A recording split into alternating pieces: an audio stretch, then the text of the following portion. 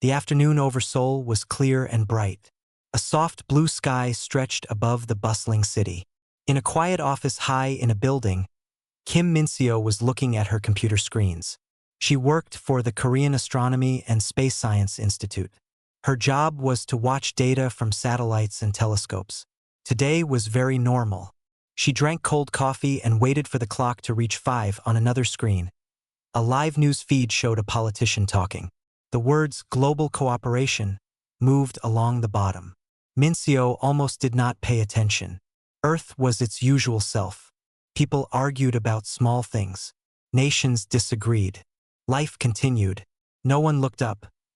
Then, all at once, her main screen turned red. A sharp sound beeped in her headset.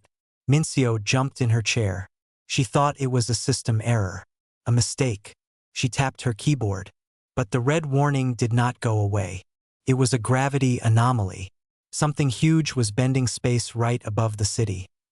She switched to an optical feed from an orbital telescope. The image was black space. Then it was not. The sky, right there on her screen, rippled like water. A tear of purple and white light opened silently. No sound. No explosión. Just a rip in the fabric of the sky. From the tear, a ship pushed itself into reality. It was the color of old iron and shadows. It was not shaped like human ships. It was sharp and wrong, covered in spikes and dark metal. It was bigger than a mountain. It blocked the sun over Seoul, casting a cold, long shadow across the streets. Min-seo's hands froze. Her mouth went dry. This was not a mistake. Behind the first ship, another tier opened. Then another, and another. More ships came. They were different sizes. Some were small like skyscrapers laid on their side. Others were vast like floating islands of war.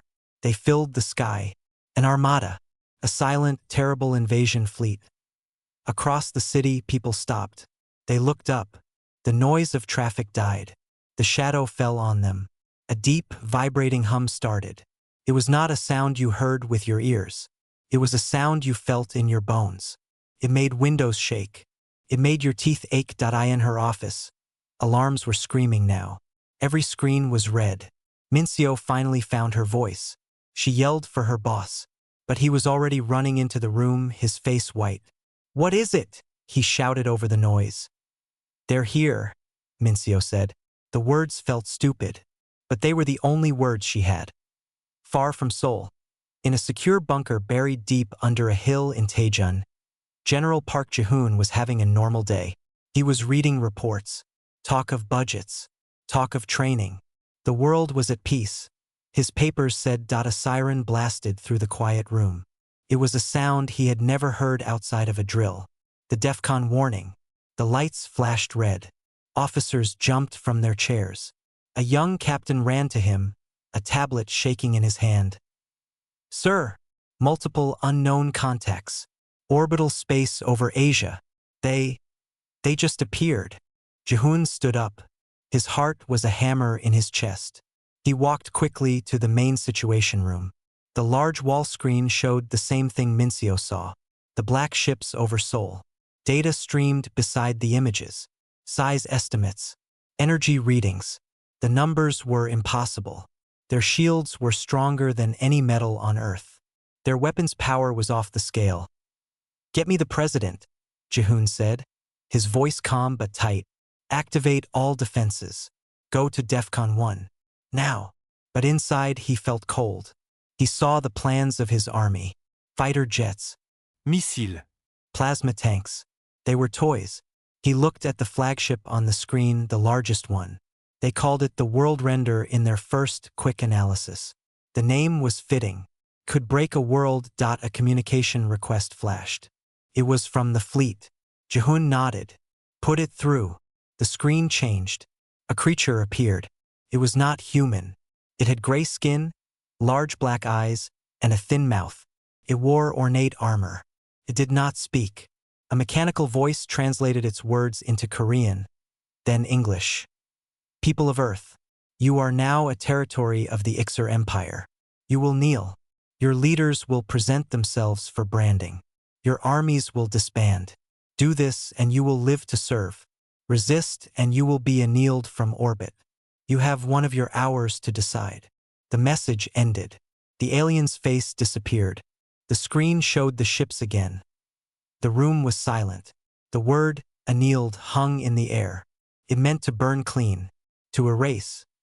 Jihun looked around at his team. Their faces were pale. Some were angry. Most were afraid. He felt the weight of every person on the planet on his shoulders. He thought of the protocol books.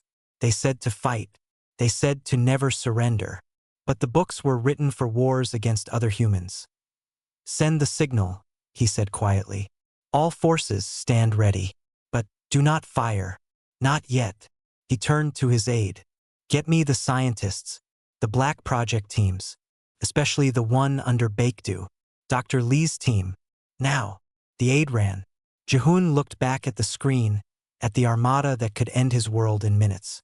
They thought Earth was weak. They thought humans were slow and divided. They thought they had already won. General Park Jihun allowed himself one small, hard smile. It did not reach his eyes. Let them think that. For now, let them think exactly that. On the bridge of the World Render, High Commander Vextal observed the planet below. His large, black eyes reflected the blue and green sphere. It was a pretty world. Soft. He felt a distant sense of pity.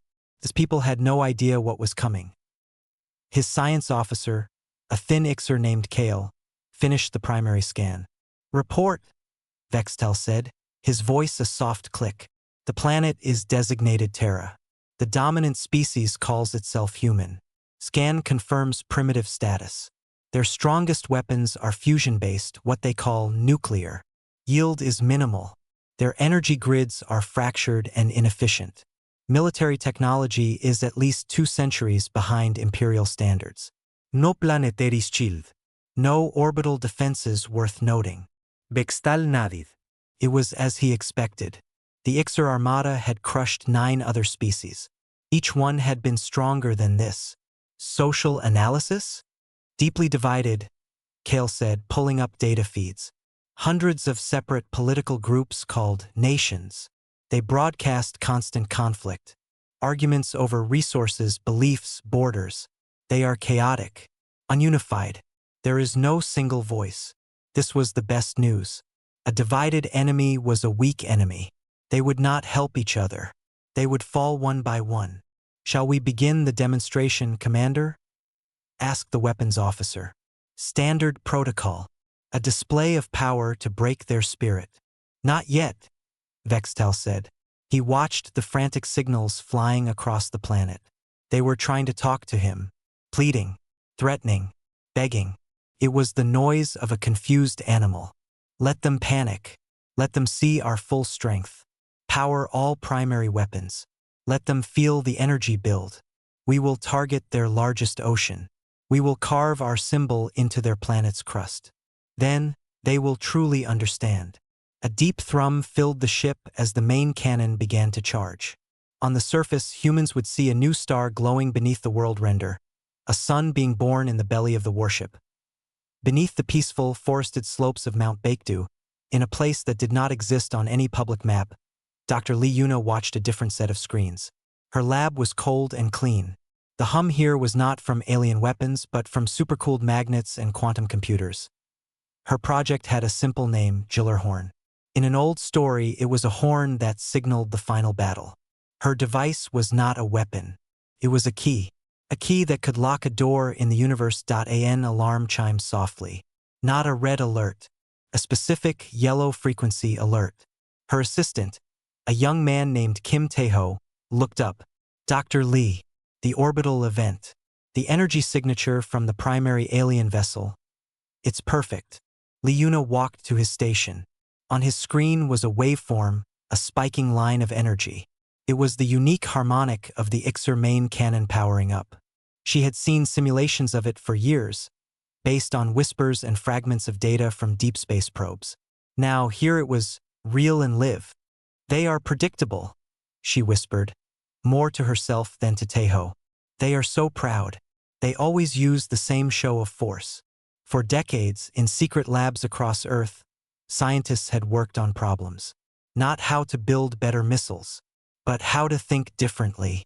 An enemy from the stars would have better shields, better guns.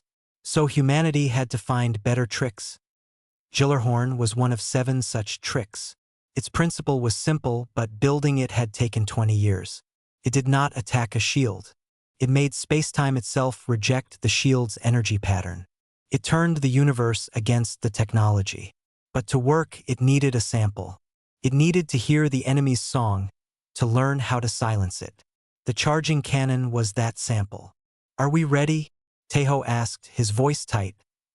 Li Yuna looked at the master control. A green light glowed. They were ready. They had been ready for years, waiting for a day everyone hoped would never come. She thought of her daughter in Busan. She thought of the shadow over Seoul. "Signal to Taejun Command," she said. "Tell General Park. Gillerhorn has the frequency. We are syncing the global array. We are ready to resonate." In his bunker, General Park Ji-hoon received the message from Baekdu. He also received 6 others. From a lab in Siberia. From a facility under the Atlantic. From a station in the Australian desert. Each one was a piece of a puzzle the Ixer had never looked for. His aide handed him a final report. "The alien cannon is at 60% charge, sir. Their symbol is targeting the Mid-Pacific. Impact in 7 minutes. Ji-hoon looked around the silent command center.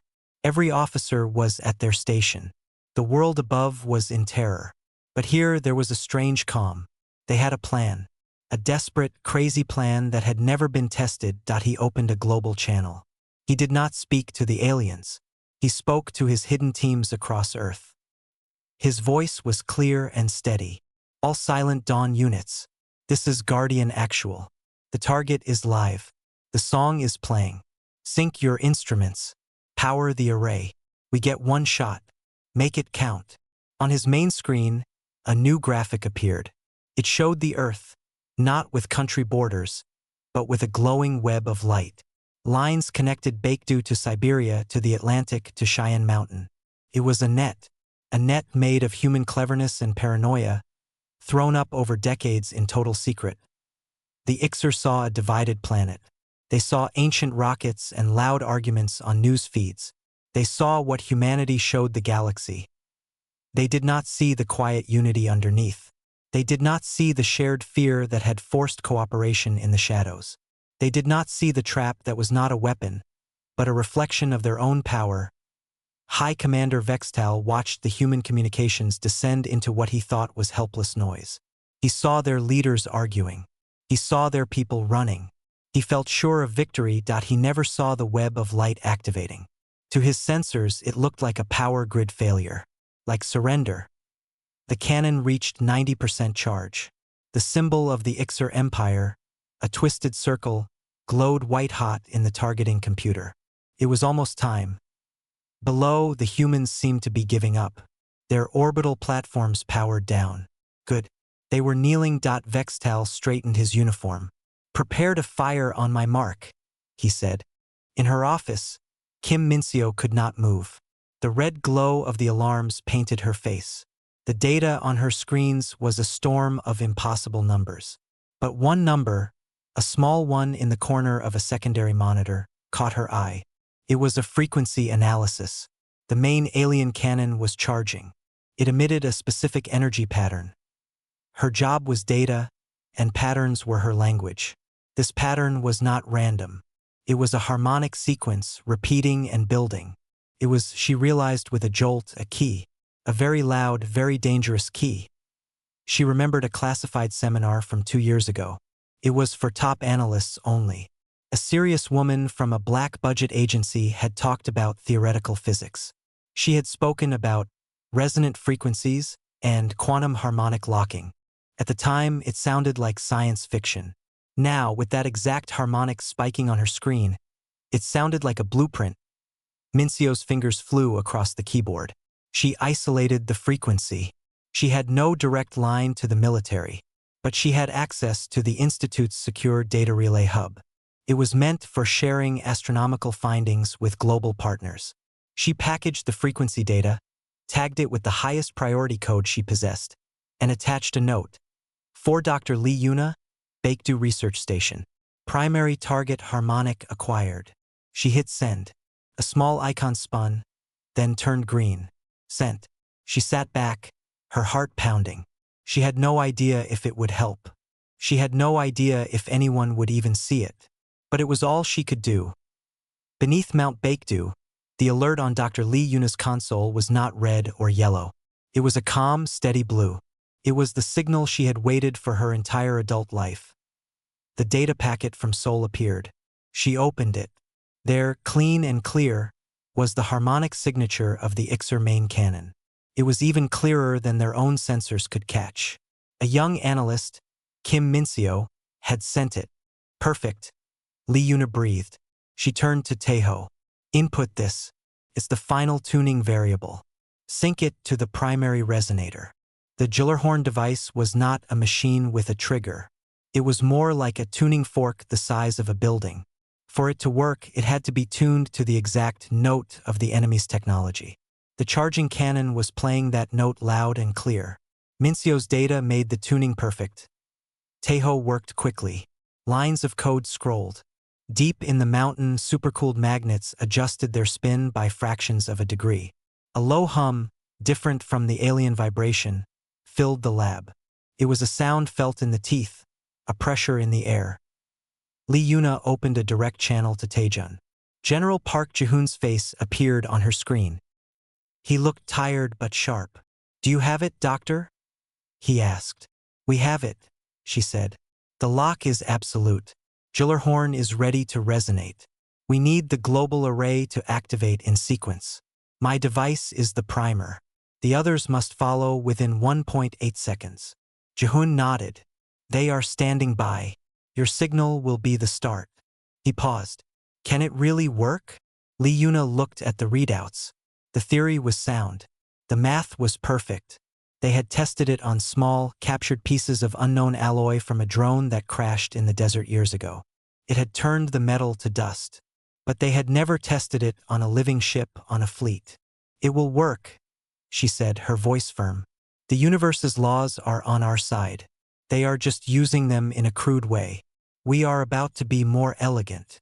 She ended the call. The final countdown on her screen was linked to the Worldrender's cannon. It showed 4 minutes until firing. 3 minutes and 59 seconds. 58. On the bridge of the Worldrender, High Commander Vextal felt a surge of satisfaction. The human planet was darkening.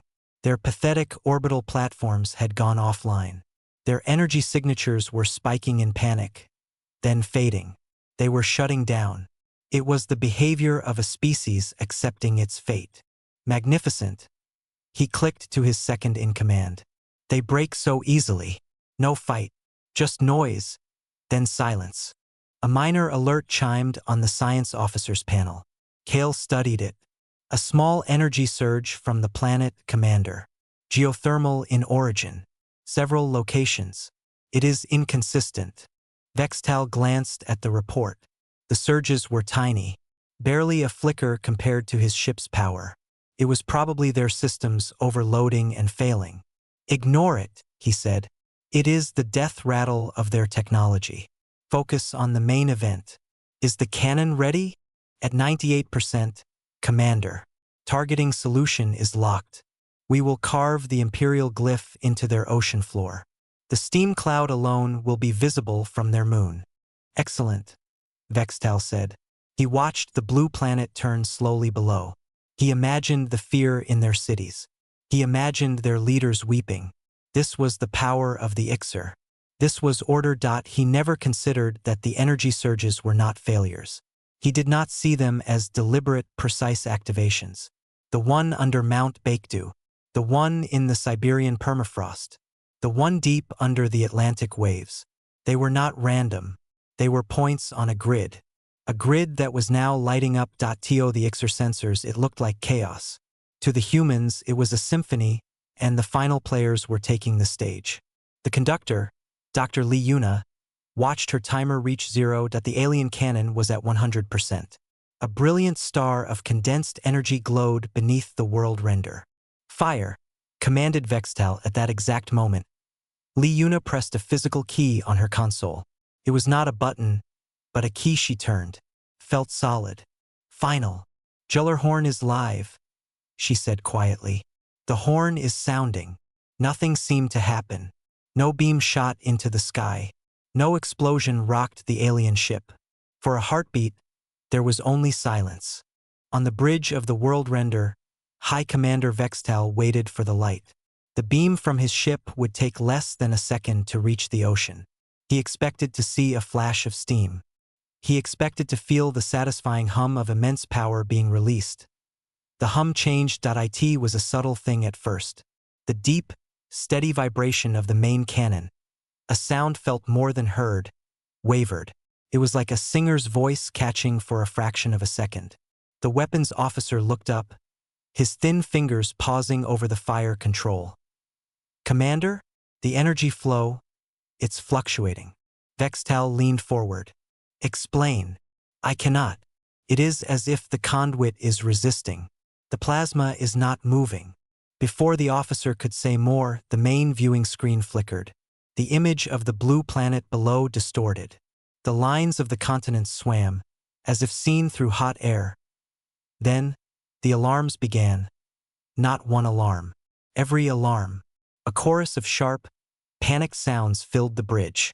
Lights flashed from every console. Vextal's second-in-command shouted a report, his voice lost in the noise.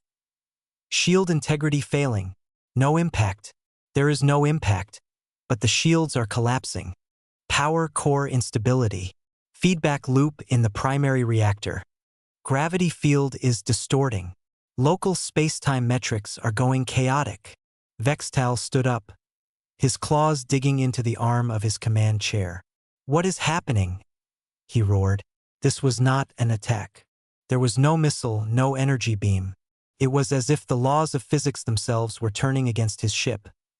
Beneath Mount Baekdu, Dr. Lee Yuna watched her screens. They did not show the alien ships. They showed a field of energy, a complex, three-dimensional web of resonant frequencies. Horn was not attacking the world render. It was singing a song, a very specific, very destructive song. The song was the exact opposite of the harmonic signature of Ixer technology. Think of it like this. Every piece of technology has a natural vibration, like a tuning fork. The Ixer ships were all made of the same materials, powered by the same principles. They all sang the same note very quietly. Horn listened to that note, learned it perfectly, and then broadcast the exact opposite note with immense force. It was not an explosion. It was a cancellation. On Lee Yuna's main screen, a line representing the world render's shield strength was a solid green bar. When she turned the key, the bar did not drop because something hit it. Simply dissolved. The frequency that held the shield together was being undone. The green bar vanished, turning to empty black. Primary target shield nullified, Tejo reported, his voice filled with awe and fear. Resonance is spreading through their power network. It's using their own systems as a conductor. Lee Yuna nodded. The trap was sprung. Horn was the primer. Now the other hidden projects had to a CT.in his bunker. General Park Ji-hoon watched the main tactical display. It showed the alien fleet as red triangles. The flagship was a large, pulsing red diamond. The diamond flashed. Not with a weapon's fire, but with a system failure warning. Then, all across the screen, the red triangles began to blink. Data streams scrolled too fast to read, but the summary icons were clear. Shield failure. Power surge. Critical systems offline. AN officer called out. Siberian array reports lock. They are projecting the gravity lens. Now. This was the second part of Silent Dawn. The Ixer ships were now vulnerable. Their own unstable power cores were leaking immense energy.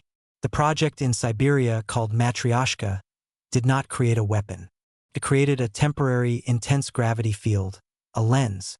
It focused all that leaking energy back inward, toward the ships themselves on the screen. The red diamond representing the world render began to spark with yellow warning symbols. The other triangles did the same. Atlantic array confirms, another officer yelled. Kraken system is active, feeding the power grid, stabilizing our own networks. Jihun watched, his hands clenched behind his back. They were not firing a single shot. They were simply holding up a mirror. They were making the enemy's strength into their weakness. On the bridge of the world render. The world was ending. The lights died, replaced by the flashing red of emergency beams. The air grew hot. A console exploded in a shower of sparks. The weapons officer was thrown from his seat. "The energy!" he screamed. "It's turning back. The cannon. It's firing inside the ship." Vextal saw it on his failing command screen. The beautiful, terrible energy of the main cannon was no longer pointing at Earth. The resonant wave from the planet had twisted the containment field. The star of power was now expanding inside its firing chamber. It was eating through the decks, vaporizing metal, moving toward the core. He had a final, clear thought. He had been wrong. So completely wrong. The humans were not divided. They were not primitive. They were silent and patient, and they had built a trap he did not even understand. He looked at the viewing screen. The image of Earth was still there, calm and blue. It was the last thing he saw before the light, his own light, consumed everything. Kim Mincio watched the sky. From the window of her office in Seoul, she saw the monstrous shape of the world render. She saw the fierce, white star of its cannon glowing beneath it. She closed her eyes, waiting for the end. The end did not come. Instead, the white star flared, but it did not shoot toward the ocean. It seemed to swell, to bloom inward, like a flower made of lightning eating itself. A soundless, terrible flash erupted from the center of the alien flagship. It was not an explosion from the outside. It was a light bursting from within, from 100 points at once, tearing the dark hull apart like paper. For a moment, the ship was a skeleton of brilliant light. Then it was gone. Not in a fiery blast, but in a silent, quick puff of vaporizing metal and plasma. 1 second it was a mountain in the sky. The next, it was a fading, shimmering cloud of dust and gas. Catching the sunlight, Mincio's breath caught. She looked at her screens. They were going wild, but with a different kind of data. Cascade failure, energy feedback, total structural collapse. She saw the same patterns echo across her network. The other ships, the smaller ones, were not exploding either. They were simply coming apart. A cruiser near the position of the flagship began to spin slowly. The sharp angles softened, melting like ice. It lost its shape and became a blob of glowing liquid metal that then scattered into nothing. A smaller fighter ship simply blinked out, as if someone had deleted it from reality. No sound. No so grave. Just silent, efficient deletion. All across the sky over South Korea, over Asia, over the world, the Imperial Armada was experiencing a single synchronized death. Their own power, their own technology had been turned into a poison. The Gillerhorn's resonant frequency had broken the rules that held their ships together. The Siberian gravity lenses then folded that released energy back onto itself, creating tiny, violent stars inside every engine and power core. It was over in less than 10 seconds. Mincio stumbled away from the window. Her legs were weak. The shadow over Seoul was gone. The deep, bone-shaking hum was gone. Only the normal sounds of a city in shock remained. Distant sirens, the confused murmur of voices rising from the streets below. The sky was blue again, streaked with strange, silvery clouds of what used to be warships. She looked at the data packet she had sent to Dr. Lee, the one with the harmonic signature. A strange, hollow feeling filled her. Had it helped? Had that small act, her only act, done anything? She would likely never know. But the sky was clear. In the bunker under Taejun, there was no cheering. There was a profound, deafening silence. General Park Ji-hoon stared at the main tactical screen. It was clearing. The swarm of red enemy indicators was vanishing. One by one, they winked out. Each disappearance was followed by a quiet call from a monitoring station. Contact Alpha, eliminated. Beta Squadron, signals lost. Orbital Group Gamma gone. The large screen, which had been filled with threat markers, was now nearly empty. Only a few pieces of harmless, cooling debris were tracked, falling harmlessly into the atmosphere to burn up. Ji-hoon slowly sat down in his chair. The leather creaked. He felt very old. He looked at the faces of his officers. They looked back at him, their expressions a mix of disbelief, relief, and horror. They had won. They had not lost a single soldier. Not a single human weapon had been fired. But they had just erased an entire fleet. Thousands of beings. Gone in a blink. An8 approached, his voice a whisper. Sir, global reports are coming in. All hostile contacts have ceased to exist. The Silent Dawn Protocol. It worked perfectly. Jihun nodded. He had known the theory. He had approved the plans. But seeing it was different. It was not a battle. It was an erasure. It felt less like a victory and more like having performed a dangerous, necessary surgery on the universe itself. Get me a secure line to Baekdu, he said, his voice rough. And to all Silent Dawn unit leaders, we need to assess everything. On the bridge of what was left of the Ixer command ship, there was nothing. No sound, no light, no life. Where High Commander Vextal had stood, there was only empty space, quickly cooling. A single piece of wreckage, no larger than a human car, tumbled end over end. It was a chunk of blackened armor. On it, still glowing faintly, was a small piece of a console. A backup power cell kept a single screen alive for a few more seconds. The screen showed the last millisecond of data received. It was a sensor scan of the planet below, focused on the Korean peninsula. It had been trying to identify the source of the resonance attack. The scan had found it. It highlighted a facility buried under a mountain. It tagged the energy signature, and, in its final moment, it identified a communication linked to that facility. It was the data packet sent by analyst Kim Min-seo from the Astronomy and Space Science Institute in Seoul. The screen displayed 2 lines of text in Ixerglyphs before the power cell died. Threat origin. Confirmed. Initiating countermeasure. Then, the screen went dark forever.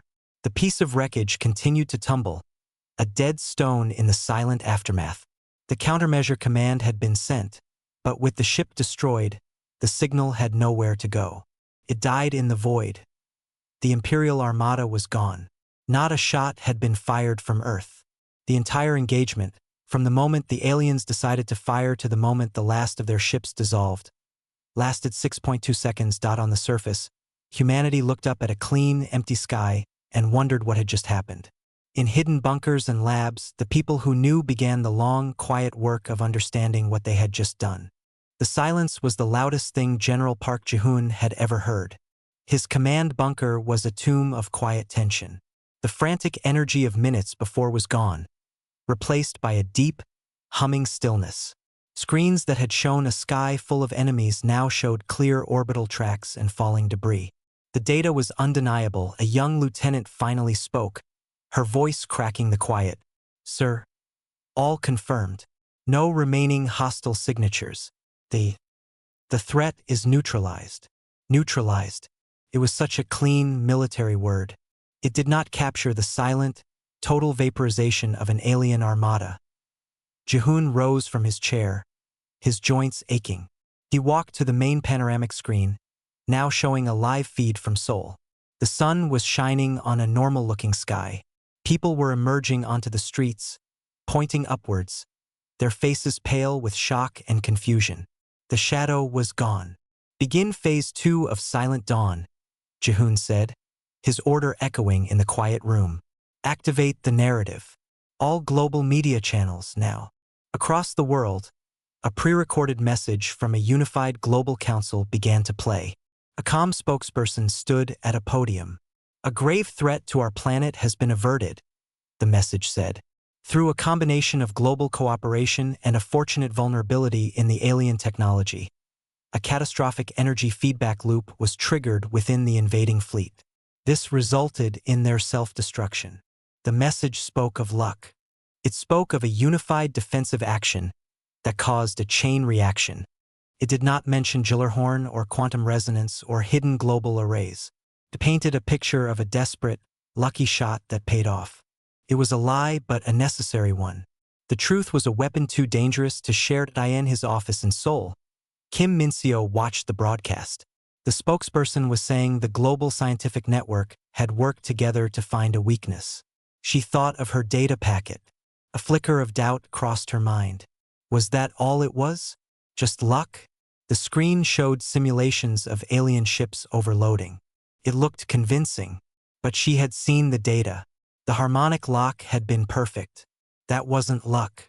That was a key fitting a lock. She would never speak of it. She had already received a notification on her secure terminal. It was a simple message. Your actions were noted. Your discretion is required for continued planetary security. Thank you for your service. It was both a thank you and a warning. Beneath Mount Baekdu, the mood was somber. Dr. Lee Yuna powered down the primary Gillerhorn sequence.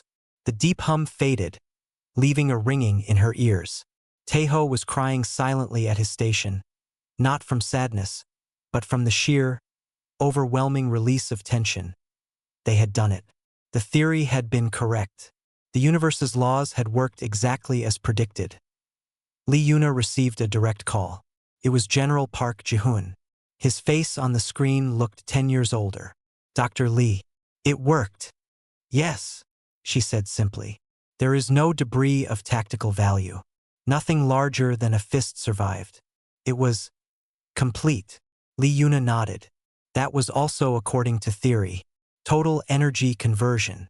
The resonance does not leave survivors. It unmakes the technology at a fundamental level. A heavy pause hung between them. Ji-hoon finally spoke again, his voice low. We are putting out the cover story. The lucky break. The world will believe it. You and your team will be given awards for theoretical research in deep space energy. Nothing more. I understand, Lee Yuna said. She had always understood. Her life's work would remain a secret, buried deeper than her lab. She thought of the power they now held. It was terrifying. What do we do now? We watch, Ji-hoon said. And we wait. They will have heard. Someone somewhere will have heard that fleet disappear. We must be ready. But we must also appear softer than ever. Weaker. The next time they will not be so arrogant. The next time, they will come ready for a fight. He met her eyes. We must have something they cannot ready themselves for. The call ended. Lee Yuna looked around her lab, at the machine that had just saved the world. It was not a weapon of war. It was a tool of physics. The next project, she knew, was already on a whiteboard in a room down the hall. Something about localized gravity inversion. She felt tired, but her mind was already turning to the new equations. The work did not stop. It never could. Across the globe, the story took hold. News channels showed experts talking about plasma feedback and lucky hits. People celebrated in the streets, hugging strangers, crying with relief. They believed in humanity's cleverness and a stroke of good fortune. The truth that a hidden, unified Earth had built a perfect trap over decades was a secret kept by a few thousand people in a small apartment in Busan. An old man watched the celebrations on his television. He had once worked as a janitor in a government building in Taejun, a lifetime ago. He remembered pushing a mop past doors with no names, hearing faint, strange hums from behind them. He had never asked questions. He knew some secrets were not for knowing. He turned off the TV and made himself tea, looking at a photograph of his grandchildren.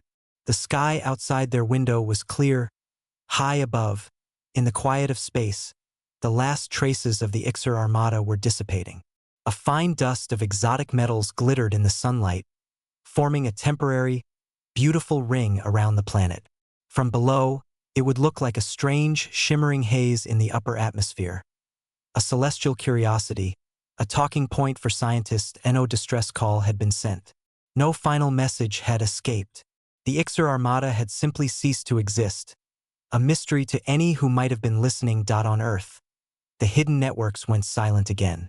The arrays powered down. The scientists and soldiers returned to their secret work. The world celebrated its lucky day, unaware of the knife it now held in the dark, waiting patiently for the next threat to make the mistake of thinking humanity was weak. 3 days passed. The world settled into a strange, new normal. The sky was clear. The news played the official story on a loop. Humanity's brave, unified stand and a miraculous technological fluke. There were parades in some cities. There were moments of silence in others. Most people just tried to go back to work. The unbelievable event already taking on a distant, dreamlike quality. In a secure briefing room deep within the Taejun bunker, General Park Ji-hoon faced a small, solemn group. It was not a celebration. It was an autopsy. On the table were the final reports from every Silent Dawn unit. The debris is inert, a materials scientist said, her face lit by a tablet. It is just dust. The resonance effect was total. There is nothing to reverse engineer. Nothing to learn from them. Another officer spoke. Global telemetry confirms the engagement duration was 6.2 seconds. Our power consumption was minimal. Less than a major city uses in an hour. They did it to themselves. Ji-hoon listened. He then turned to the final item. It was a simple sheet of paper. On it was the prepared statement, the one he would broadcast not to Earth but to the stars. It had been translated into 17 known galactic trade languages, based on old, fragmented signals humanity had eavesdropped on for decades. "It is time," Ji-hoon said. He stood and walked to a studio room. A camera light glowed red. He sat, straightened his uniform, and looked into the lens. He did not speak to humans now. "This is a message from the people of Earth," he began, his voice flat and hard. "3 days ago, an Imperial force entered our space without invitation. They demanded our surrender. They prepared to burn our world. They believed us to be weak and divided." He paused, letting the silence stretch. "They were wrong. We did not fire a single weapon at them. We did not need to. Their attack was turned back on them by their own hand. Their fleet no longer exists. It was erased before it could complete a single hostile action." On his desk was a small, polished stone from a beach in Busan. He touched it for a moment, a connection to the world he was protecting. "Do not mistake our quiet for weakness. Do not mistake our many voices for confusion. We are one when threatened. We do not show our teeth until your throat is already in our mouth. This is our only warning. Stay away." He gave a small, final nod. The light went off. The message was not a shout. It was a cold statement of fact. It would be broadcast toward the last known origin point of the Ixer and repeated on loops into the dark. It was a seed of fear planted in the galactic void. Dr. Lee Yuna walked out of the mountain. She had not seen the sun in 42 days. The light on the forested slopes of Mount Baekdu was painfully bright. She took a deep breath of the pine-scented air. It was over. Her part was done. A car was waiting for her. Not a military vehicle but a simple sedan. It drove her to a small train station. She would go home to her family in Gwangju. Her official paperwork said she had been at a remote atmospheric research station, cut off by the crisis. She would receive a medal in a quiet ceremony in a month for services to planetary science. As the train moved through the countryside, she watched farmers in their fields. They looked up at the sky, then back to their work. Life continued. They would never know what she had done. Her daughter would never know why her mother was gone for months at a time. That was the price. That was the secret. She opened her personal tablet. A new, encrypted file had appeared. It was labeled Project Lamplighter. Preliminary notes. It concerned the manipulation of cosmic background radiation as a camouflage field, a way to hide a planet, not defend it. She closed the tablet and looked back out the window. The work never stopped. The next threat would not be an armada. It would be something else. And humanity had to be ready. Hidden in plain sight, a silent trap in the grass. Kim Min-seo returned to her office at the Astronomy Institute. The red alarm lights were gone. Her monitors showed normal data. Solar wind, satellite telemetry, the position of distant stars. Her boss called her in. He smiled, handing her a commendation letter. "Excellent work monitoring the event, Min-seo. Your data logs were very complete." "Thank you, sir," she said. It was just data. That was her story, and she would stick to it. That evening, she met friends for dinner in Seoul. They talked excitedly about the miracle in the sky, about how lucky they all were. Min-seo just nodded, sipping her drink. She looked up through the restaurant window. The sky was dark now, dotted with stars. One of her friends followed her gaze. It's crazy to think they're up there, isn't it? Other aliens. I hope they got the message. Mincio thought of the perfect harmonic lock. She thought of the silent, dissolving ships. She thought of General Park's cold, Starwood message. They will, Mincio said quietly. They'll get a message. But it won't be the one they expect. Her friend laughed, not understanding. What do you mean? Mincio just smiled and shook her head. Nothing. Just glad the sky is clear. Later, alone in her apartment, she looked at the secure terminal one last time. The message of thanks was still there. She deleted it. The secret was hers to carry now, a small, heavy weight. She was a part of the hidden knife.